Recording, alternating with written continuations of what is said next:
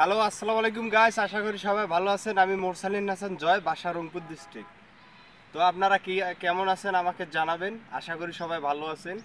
এটা হচ্ছে আমাদের সিম ক্ষেত, তা দেখার জন্য আসলাম আমি। তো এখানে আসছিলাম, আমার সামনে ভেন্ডির ক্ষেত আছে, এটা এক চাচাতো ভাই লাগাইছে এই ইয়াটা, তাই এটা দেখার জন্য আসলাম।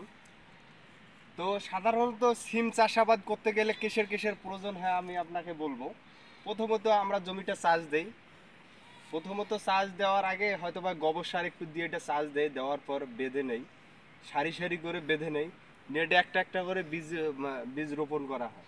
বীজটা রোপণ করার হয় পরে এই কি এতটুকু গাছ হওয়ার পরে আমরা হয়তো বা একটা নিরান দিয়ে এটা কিছু শলা গাড়ি দেই। এই যে দেখতে পাচ্ছেন, এই যে শলা দেওয়া হয়েছে, এটার মাধ্যমে গাছটা উঠে গেছে।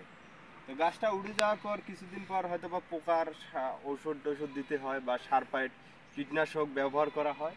তারপর গাছটা মানে অধিক তাড়াতাড়ি এটা বৃদ্ধি পাওয়া যায়, তারপরে এরকম ফলন দেওয়া শুরু হয়। তো বর্ষাকালীন সময় দেখা যাচ্ছে, এটা আমাদের বর্ষাকালীন চাষাবাদ ছিল, এ কারণে একটু গাছ খুব কম গজাইছে। তো এটাই হচ্ছে আমাদের এগ্রিকালচার বা কৃষি কাজে আমরা নিয়োজিত, বা অল টাইমে আমরা পার্ট টাইম হিসাবে চাষাবাদ করি কৃষি কাজে। তো কৃষির ওপর আমাদের নির্ভরশীল। পাশের জমিতে ভেন্ডি চাষাবাদ আছে, এটা আমার ভেন্ডি না, এটা আর এক ভাইয়ের জমির। তো আমার ভেন্ডির ক্ষেত্রে তো এর আগে আপনাদেরকে আমি দেখাইছি। তো একটা কথা বললেই নয়, আমার যে ইউটিউব চ্যানেল আছে, আপনাদের দোয়ায় ভালোবাসায় আমার কিন্তু মনিটাইজেশন অন হয়েছে।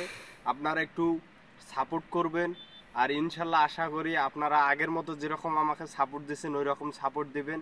আর এটা আমার ফেসবুক পেজেও পাবেন, MK পাওয়ান সিং, এই পেজে আপনারা পাবেন। যদি ভিডিওটা আপনাদের চোখের সামনে পড়ে থাকে তাহলে একটা লাইক, একটা কমেন্ট, একটা শেয়ার অবশ্যই করে দিবেন।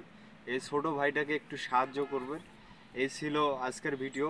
ভালো থাকবেন, সুস্থ থাকবেন, খোদা হাফেজ, আসসালামু আলাইকুম।